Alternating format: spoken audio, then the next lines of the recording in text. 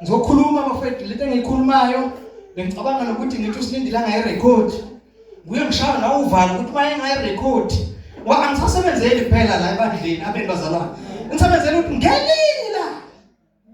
ngelinye mhlambe seningasekho mina ngoba ngizoba khona into nje ngizoba khona sidiskala ukhona abantu abazoyizwa lento bayithathe sokuyikhali zamantuma bakwazi ukuyibona ukuthi lo muntu wayikhuluma lento abantu ayekhuluma ngobaphi ngoba lento masizwa yakhulunywa kuleyo minyaka baphi ngoba uma babayithathile lento ngaba kunjena ngoba iyofika kuba bayizwe bayithathe bathi wow madoda sayithola into ebesiyidinga sayithola impendulo.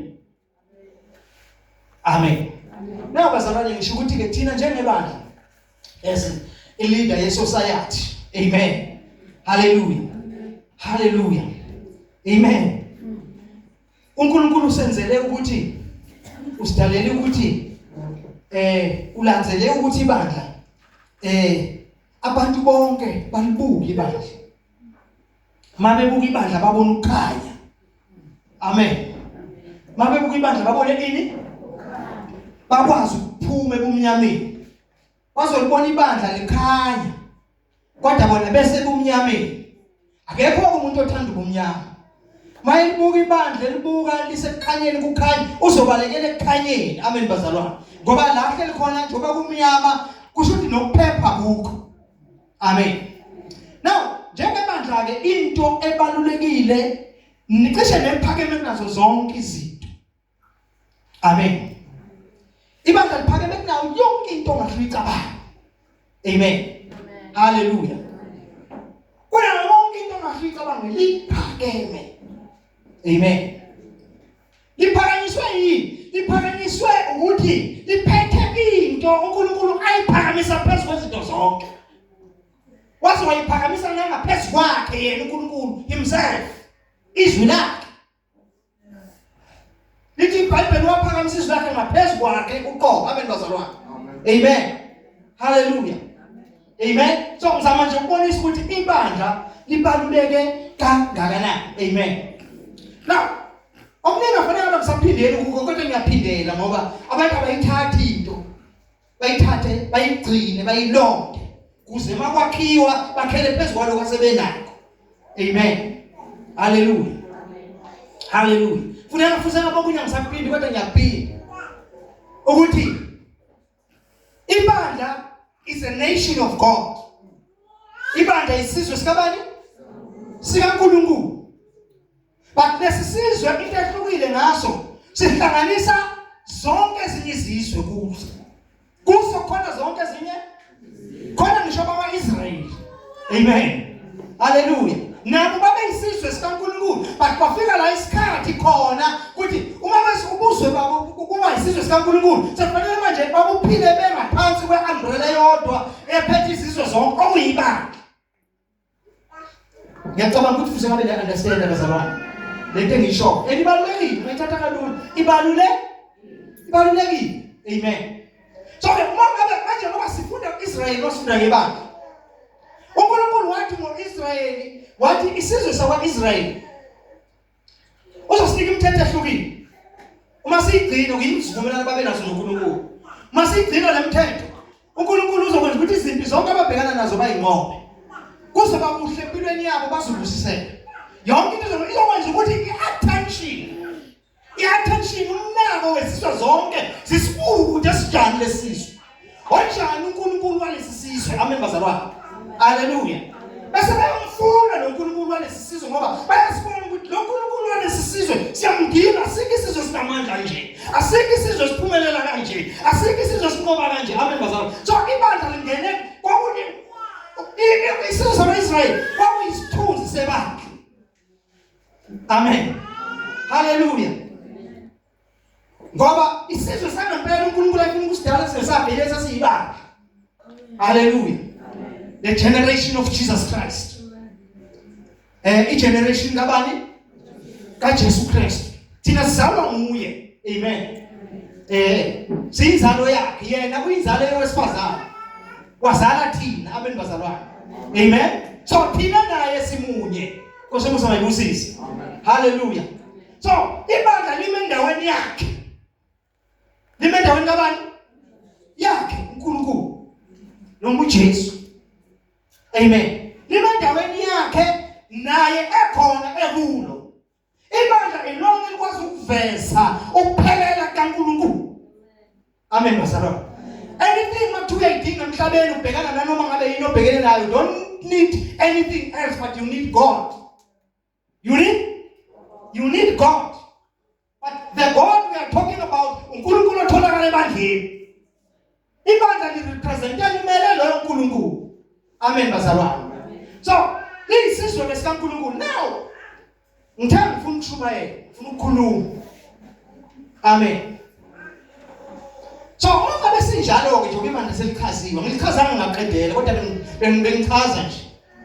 Ukuthi as a leading I'm going to organization, as a leading body, let me call it so, as a leading body, amen bazalwane, ibandla as a leading body, amen, we have to set higher standards for living. Amen. We have to set higher standards for living.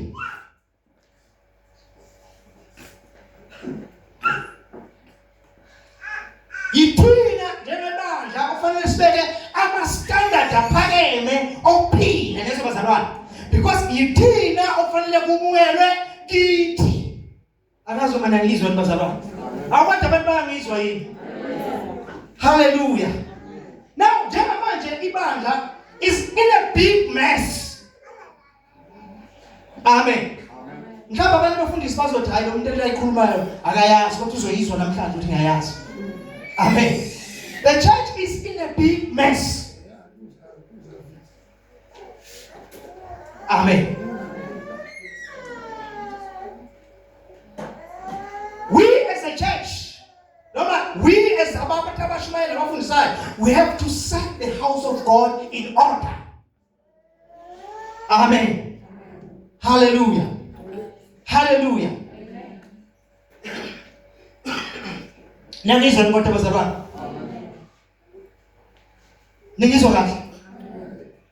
Umsebenzi wethu is to set the standard of living. And we have to set the highest standard of living. Because kubukelwa kithi, umhlaba ufanele ubuke kithi. Yonke into ufanele ifunde kithi. Njengabantu abanjani abamele abarepresente uNkulunkulu God. Amen. But lo Nkulunkulu engikhuluma ngayo uNkulunkulu wenhleleko, uNkulunkulu wani bazalwane? uNkulunkulu we-order, uNkulunkulu wenhleleko. Hallelujah. So we are supposed nathi ukuthi sibe abantu be-order.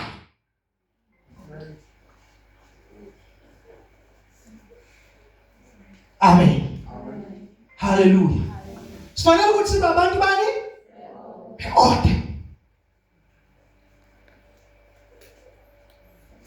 uNkulunkulu makadala izinto, udala izinto, uNkulunkulu udala izinto akaqali ngokufanele agcine ngakho.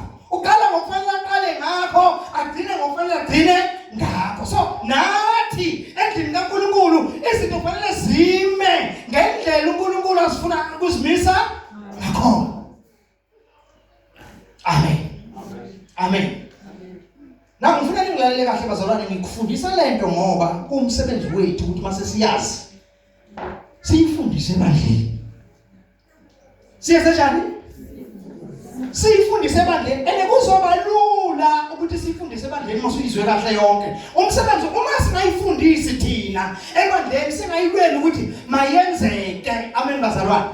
Kusho ukuthi ngamanye amagama ibandla kaNkulunkulu angeke liziphumelele ngoba liyaqhuka limele.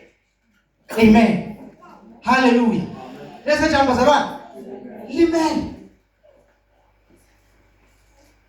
Ngibonga igama lika Jesu. Na ngifuna sibuke ukuthi uNkulunkulu mayidala izinto before uNkulunkulu azodala umuntu nje azodala umuntu. Into ebalulekile uNkulunkulu azoyidala umuntu. But before azodala umuntu wamlungiselela umuntu. Wamenza njani bazalwane? Wamlungiselela umuntu ukuthi athi mayisemdanile ngoba wagcina ngomuntu kudala. Wamlungiselela ukuthi mayisedanile waqeda sedana umuntu akunabi bikho into azoshoda ngayo. Ngamanga yini? Anovuma amen babalini. Novuma amen. Sizokuzwa la sithola amandla umdlandla ukuthi sihamba khona. Manithule manje sithi usayidigest. Mawusayidigest manje. Amen. Hey. Masulezwi. Makhulunywa nje into right. Khona into ngaphakathi kwe-18. Amen. Ithi musukumgwinyayo musukumaba lo amen. Mangabe isiyavumelana. Iyavumelana ungambamba. Amen bazalwane. Angithi lo mama lo ubani manje lo mama lo. Ayikhulela uJohana. Elizabeth ekhulela uJohana Elizabeth. Mayefika uMaria wagquma umntwana. Elizabeth wagquma umntwana kubani? Kubani? Wagquma kuMaria. Kwakhona ukuvumelana. Amen. Hallelujah. Now, uNkulunkulu wadala yonke into. Wakulungisa umhlaba omnyama uwuthwa phezu kodwa.